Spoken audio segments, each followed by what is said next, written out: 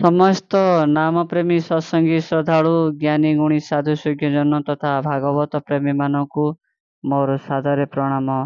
ତ ସହିତ ବେଦ ପୁରାଣ କଥା ଚ୍ୟାନେଲରେ ଆପଣଙ୍କୁ ସ୍ୱାଗତ। ପ୍ରିୟ ବନ୍ଧୁଗଣ ମାନେ, ଆମେ ଗତ ଭିଡ଼ିଓରେ ବିଶ୍ୱରୂପ ଦର୍ଶନ ଯୋଗ ପ୍ରସଙ୍ଗରେ କିଛି ଆଲୋଚନା କରିଥିଲେ। ବର୍ତ୍ତମାନ ତାହାରି ଆଗ ପ୍ରସଙ୍ଗ। କୁରୁକ୍ଷେତ୍ର ଭୂମିରେ ଭଗବାନ ଶ୍ରୀକୃଷ୍ଣ ଅର୍ଜୁନକୁ ବିଶ୍ୱରୂପ ଦର୍ଶନ ସମୟରେ ଯେଉଁ ବାଣୀ ଶୁଣାଉଥିଲେ, ସେହି କଥାକୁ ବ୍ରହ୍ମା ନାରଦ ଋଷିଙ୍କ ଆଗରେ କହିଲେ।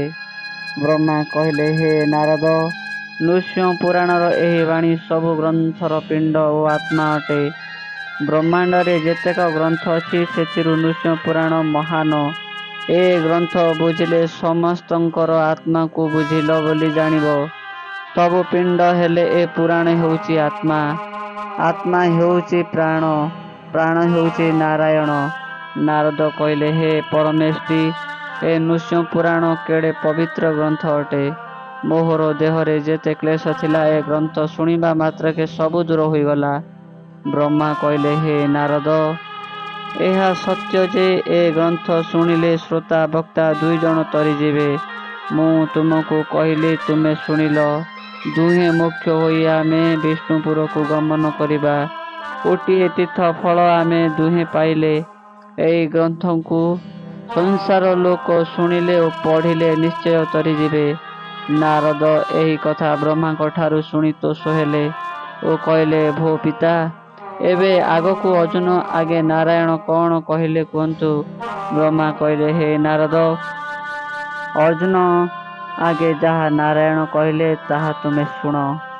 ଭଗବାନ ଶ୍ରୀକୃଷ୍ଣ ମନରେ ଗୋଟିଏ କଥା ଚିନ୍ତା କରି କହିଲେ, ହେ ସବ୍ୟସାଚୀ, ଏହାର ଅର୍ଥକୁ ତୁମେ ଶୁଣ। ମୋ ଶ୍ରୀମୁଖରୁ ଏହି କଥା ସବୁଠାରୁ ବଡ଼ ପଦ ଅଟେ। ଏହାର ଅର୍ଥ ବୁଝି ତୁ ମୋ ପାଦପଦ୍ମକୁ ସେବା କର। ଅର୍ଜୁନ ମଣ୍ଡୁକି ମାଡ଼ିଛି, ଝୁମୁକି କଠାଉ ଶୃଗାଳ ହୋଇଛି ରାଜା। କଲିକତରା କରତା ହୋଇଛି, ହସ୍ତିକି ପ୍ରଜା କରାଯାଇଛି। ବଳଦ ବାପୁଡ଼ା ଦୁବକୁ ରୁଅ ବତା କରି ଘର ଛାଉଁଅଛି। ଦଣ୍ଡକିରି ମାଛ ଗଣ୍ଠି ଭିଡ଼ୁଅଛି। ବଗ ଛତା ଧରିଅଛି। ଏଣ୍ଡୁଅ କାନରେ ସୁନା ମଲ୍ଲି କଢ଼ି ଲଗାଇଅଛି। ନେଉଳ ନାକରେ ଗୁଣା। ମୂଷା ଶୋଇଅଛି ରତ୍ନ ପଲଙ୍କରେ, ମଞ୍ଜରୀ ଧରେ ବିଞ୍ଚଣା। ବ୍ୟାଘ୍ର ଖାଉଅଛି ପାଚିଲା କଦଳୀ, ଘୁଷୁରି ଖାଉଛି ପାନ। ବନର ବିରାଡ଼ି ଯେ ବୈଷ୍ଣବ ହୋଇଛି, ସଭାରେ କହୁଛି ଜ୍ଞାନ। ମାତା ଖଙ୍କାରିକି ପୁତ୍ର ଯେ ଭଣ୍ଡାରୀ, କାଖରେ ଧରିଅଛି ଖଲି। ପୁତ୍ରକୁ ହୋଇଛି 18 ବୟସ, ମାତା ଜନ୍ମ ହୋଇଛି କାଲି। ବିରାଡ଼ିକୁ ଜର ହୋଇଛି ଅପାର, ମୂଷା ଯେ ଗଲା ବୈଦ୍ୟପଣେ। ସାଧୁ ଘରେ ସେ ବ୍ୟାଘ୍ର କରିଶାଣ, ଛେଳି ରଖିଅଛି ବଣେ। ପିମ୍ପୁଡ଼ି ବାପୁଡ଼ା ବିଭା ହୋଇଗଲା, ଗଗନେ ଉଡ଼ିଲା ଧୂଳି। ବିଲରେ କଙ୍କଡ଼ା ମୃଦାଳ ବଜାଏ, ବେଙ୍ଗ ଦିଏ ହୁଳହୁଳି। ହଳ ବୁଲୁଥିଲା, ହଳିଆ ନଥିଲା, ଇଚ୍ଛାରେ ହେଉଛି ଚାଷ। ପୁଅ ମଲେ ବୋହୂ ବିଧବା ନୁହେଁ, ଏକଥା ବଡ଼ ସନ୍ଦେଶ। ଢିଙ୍କିକି କରିଛି ପିତ୍ତଶେଳ ସମ, କୁଲାକୁ କରିଛି ଜର। ଚାଲୁଣି ବାପୁଡ଼ା ମା ଘର ଗଲା, ଛାଞ୍ଚୁଣି ଜଗିଛି ଘର। ପଥର କୁଲା ସନ୍ନିପାତ ଜ୍ୱର, ପାଣିକି କଲା ପିଆସ। ଅଗ୍ନି ବାପୁଡ଼ାକୁ ଶୀତ କରୁଅଛି, ଶୁଣ ଆହେ ପଣ୍ଡୁ ଶିଷ୍ୟ। ଶ୍ରୀ ନୃସିଂହ ପୁରାଣର ଏହି ସନ୍ଧିବାଣୀକୁ କେବଳ ସୁଜ୍ଞାନୀମାନେ ଭେଦି ପାରନ୍ତି। ଅର୍ଜୁନ ଭଗବାନ ଶ୍ରୀକୃଷ୍ଣଙ୍କ ଠାରୁ ଏହିପରି ବାଣୀ ଶୁଣି ତୋଷ ହୋଇ ପ୍ରଭୁଙ୍କର ପାଦ ପଦ୍ମରେ ପଡ଼ିଗଲା। କରଯୋଡ଼ି ଅନେକ ଭକ୍ତି କରି କହିଲା, ହେ ପ୍ରଭୁ, ଆପଣଙ୍କର ବିଶ୍ୱରୂପ ଦେଖି ମୋହର କୋଟି ଜନ୍ମ ପାପ ଦୂର ହୋଇଗଲା। ଆପଣଙ୍କ ଠାରୁ ବ୍ରହ୍ମଜ୍ଞାନ ଯୋଗ ପରେ ଏବେ କେଉଁ ଭକ୍ତି ମାର୍ଗ କହିବ, ତାହା ମୁଁ ଶୁଣିବି। ଗୃହୀଙ୍କର କି କି ଧର୍ମ ଥାଏ ଓ କି ମାର୍ଗ ପନ୍ଥା ଥାଏ, ମୋତେ କୁହନ୍ତୁ ନାରାୟଣ। ଯେଉଁ ଲୋକ ଆପଣଙ୍କୁ ଗୃହରେ ସେବା କରେ ଓ ଗୋବିନ୍ଦଙ୍କର ପଦ୍ମ ଚରଣକୁ ଆଶ୍ରୟ କରେ, ସିଏ ବଡ଼ ନା ଯେଉଁ ଲୋକ ଭାବରେ ଅକ୍ଷୟ ବ୍ରହ୍ମକୁ ଚାହିଁ ହୃଦୟରେ ଲୟ କରେ, ସେ ବଡ଼? ଏ ଦୁଇ ଜଣଙ୍କ ମଧ୍ୟରୁ ଶ୍ରେଷ୍ଠ କିଏ? ହେ ମହାବାହୁ, ଏହି କଥା ମୋତେ କୁହନ୍ତୁ। ଆପଣଙ୍କ ମୁହଁରୁ ଶୁଣି ମୁଁ ଖୁସି ହେବି। ଅର୍ଜୁନ ଏକଥା ପଚାରିବାରୁ ପୀତବାସ ହସିଲେ। ଭଗବାନ କହିଲେ, ହେ ଅର୍ଜୁନ, ମୁଁ ଏ ବିଷୟରେ ତୋତେ କହୁଛି ଶୁଣ। ଭଗବାନ ଶ୍ରୀକୃଷ୍ଣ ଅର୍ଜୁନକୁ କହୁଛନ୍ତି, ହେ ଅର୍ଜୁନ, ଯେଉଁ ଲୋକ ମୋ ଚରଣରେ ନୀତି ସେବା କରେ, ତାହାରି ମନରେ ଜ୍ଞାନ ପ୍ରକାଶ ହୁଏ।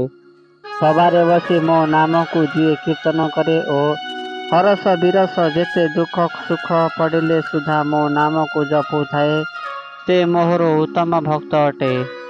ହେ ଅର୍ଜୁନ, ହେ ଫାଲ୍ଗୁନୀ, ମୋ ରୂପ ଅନାମୟ ଅଟେ। ସଂସାର ଯାକ ମୋହର ଦେହ ପୂରିକି ରହିଅଛି।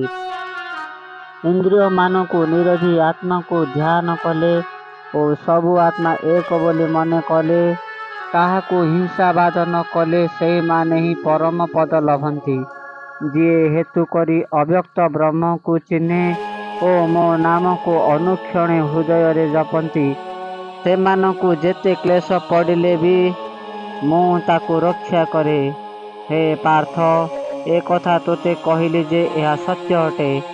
ଆଉ ଏକ କଥା ଶୁଣ ଅର୍ଜୁନ, ଯେଉଁ ପ୍ରାଣୀମାନେ ନୀତି କର୍ମ କରୁଥିବେ ଓ ସେଇ କର୍ମକୁ ଯେତେ ସମର୍ପି ଆଉ ଏକ କଥା ଶୁଣ ଅର୍ଜୁନ, ଯେଉଁ ପ୍ରାଣୀମାନେ ନୀତି କର୍ମ କରୁଥିବେ ଓ ସେଇ କର୍ମକୁ ମୋତେ ସମର୍ପି ସର୍ବଦା ଚକ୍ର ପାଣିକୁ ଭଜୁଥିବେ, ତାହାକୁ ମୁଁ ସର୍ବଦା ଦୟା କରେ।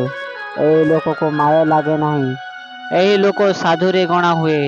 ହେ ଅର୍ଜୁନ, ତୁ ଏବେ ତୋହରି ବୁଦ୍ଧିକୁ ଚଞ୍ଚଳ କର ନାହିଁ, ଦୟାନିଧିଙ୍କୁ ଭଜି ସଦା ସୁଖରେ ଥାଅ। ଅର୍ଜୁନ, ତୁ ଶୀଘ୍ର ଆସି ମୋ ଅଙ୍ଗରେ ଲୀନ ହେବୁ, ଏଥିପାଇଁ ଭୟ କର ନାହିଁ। ଅର୍ଜୁନ, ଯଦି ମନକୁ ସ୍ଥିର କରି ରଖିପାରିବୁ ଅର୍ଜୁନ, ତେବେ ଅଣ ଅଭ୍ୟାସରେ ପ୍ରାପ୍ତ ଜ୍ଞାନ କେବେ ହେବ ନାହିଁ। ସେଇ ଜ୍ଞାନକୁ ଅଳ୍ପ ଅଳ୍ପ କରି ସାଧୁଥିଲେ ମୁଁ କହୁଥିବା ଜ୍ଞାନକୁ ତୋତେ ମିଳିବ। ହେ ଧନଞ୍ଜୟ, ତୁ ଏବେ କହିବୁ ଯେ ମୁଁ ଏକ ସାମାନ୍ୟ ମଣିଷ ହୋଇ କି ରୂପରେ ଏହାକୁ ଧରିବି। ହେ ଅର୍ଜୁନ ଶୁଣ, ତୁ ଯେତେ କର୍ମ କରିବୁ ସେ ସବୁକୁ ମୋତେ ସମର୍ପି ଦେବୁ, ମୋ ପାଦ ପଦ୍ମରେ ସର୍ବଦା ମନ ଦେଇଥିବୁ, ତାହେଲେ ତୁ ଯାଇ ମୋକ୍ଷ ହେବୁ। ଏହିପରି ମନରେ ଯଦି ବିଚାର କରି ନ ପାରିବୁ, ତାହେଲେ ଆଉ ଏକ ବୁଦ୍ଧି କହୁଛି ଶୁଣ ଅର୍ଜୁନ। ବ୍ରହ୍ମାଣ୍ଡରେ ଏହା ବଡ଼ ବିଶ୍ୱାସ କଥା। କର୍ମ କରିବୁ ମାତ୍ର ଫଳର ଇଚ୍ଛା ରଖିବୁ ନାହିଁ, କାହାରିକୁ ହିଂସା କରିବୁ ନାହିଁ। ମୁଁ କରୁଛି ବୋଲି କହିବୁ ନାହିଁ, ମୁଁ କାରପଣରେ ନିଜ ଇଚ୍ଛାରେ କର୍ମ କରିବୁ ନାହିଁ, ହୃଦୟରେ ମୁଁ ପଦକୁ ରଖିବୁ ନାହିଁ। ହେ ଅର୍ଜୁନ, ସବୁବେଳେ ମୋ ନିକଟରେ ଶରଣ ପଶିବୁ। ଏପରି ମନ କଲେ ଜ୍ଞାନ ଶ୍ରେଷ୍ଠ ହୁଏ। ଅର୍ଜୁନ, ଜ୍ଞାନଠାରୁ ଧ୍ୟାନ ଅଧିକ ଅଟେ। ଅର୍ଜୁନ, ଧ୍ୟାନଠାରୁ ତ୍ୟାଗ ବଡ଼ ଅଟେ, ତ୍ୟାଗଠାରୁ କର୍ମଫଳ ବଡ଼। ମାତ୍ର ଯଦି କର୍ମଫଳକୁ ବ୍ୟକ୍ତ ଶୂନ୍ୟ ବୋଲି ଭାବିବ, କର୍ମଫଳକୁ ତ୍ୟାଗ କଲେ ଏ ସଂସାରରୁ ତରିଯିବୁ। ଅର୍ଜୁନ, ସଙ୍ଗେ ସଙ୍ଗେ ମୋକ୍ଷ ହୋଇ ମୋ ପୁରକୁ ଆସିବୁ। ହେ ଅର୍ଜୁନ, ଏହିଭଳି ଲୋକଙ୍କୁ ମୁଁ ଦୟା କରେ, ସେହି ଲୋକଙ୍କୁ ମୁଁ ମୋର ସାଙ୍ଗରେ ମିତ୍ର କରି ରଖେ। ସେହି ଲୋକ ଅନ୍ୟ କାହାକୁ ଚିନ୍ତା ନ କରି ମୋତେ ଚିନ୍ତା କରୁଥାଏ। ହେ ଅର୍ଜୁନ, ମୋ ପାଦ ପଦ୍ମରେ ଯିଏ ବସି ଲୟ ରଖୁଥାଏ ଓ ମୋତେ ଧନ ସଞ୍ଚିଲା ପରି ସଞ୍ଚି ରଖେ, ସେହି ପୁରୁଷକୁ ବ୍ରହ୍ମପୁରୁଷ କୁହାଯାଏ। ବ୍ରହ୍ମପୁରୁଷଙ୍କର ମନରେ ଭୟ ନଥାଏ। ଏପରି ଭକ୍ତ ମୋହର ଭକ୍ତ ଗୁଣମଣି ଅଟେ। ମନରେ ଭୟ କି ଉଦ୍ବେଗ ନ ରଖି ମିଳିଥିବା ପଦାର୍ଥକୁ ଅତି ଆନନ୍ଦରେ ତ୍ୟାଗ କରେ। ହେଲେ ଭଲ ନ ହେଲେ ଭଲ ବୋଲି ସେ ମନରେ ଭାବେ, ସମଦର୍ଶୀ ଭାବେ ସମସ୍ତଙ୍କର ଇଚ୍ଛାକୁ ପୂର୍ଣ୍ଣ କରେ। ଭୟ, ଉଦ୍ବେଗ, ହର୍ଷ, ଅମର୍ଷ ଏ ଚାରିରେ ସେ ମୋହର ଭକ୍ତ ବଶ ହୁଅନ୍ତି ନାହିଁ। ସେମାନେ କେବଳ ପ୍ରାଣକୁ ରକ୍ଷା କରିଥାନ୍ତି, ଧନକୁ ଏମାନଙ୍କର ଲୋଭ ନଥାଏ। ପଣ୍ଡିତ ଭାବରେ ଥାଇ ଏ ସମସ୍ତଙ୍କୁ ଦେଖେ, ଭୂତ ଭବିଷ୍ୟ ଓ ବର୍ତ୍ତମାନକୁ ନେଇ ଚାଲିଥାଏ। ଗର୍ବ କର୍ମକୁ ସୂଚିତରେ ତ୍ୟାଗ କରେ। ମୋ ପାଦ ପଦ୍ମରେ ଲାଗି ରହି ଥିବାରୁ ତାହାର କ୍ଲେଶ ନଥାଏ। ସେହି ଲୋକ ମୋର ସବୁ କାଳରେ ଦାସ ଅଟେ। ଅର୍ଜୁନ, ଏହି ପ୍ରାଣୀ ଜନ୍ମ ହେଲେ ମୋ ପାଶ ଛାଡ଼େ ନାହିଁ।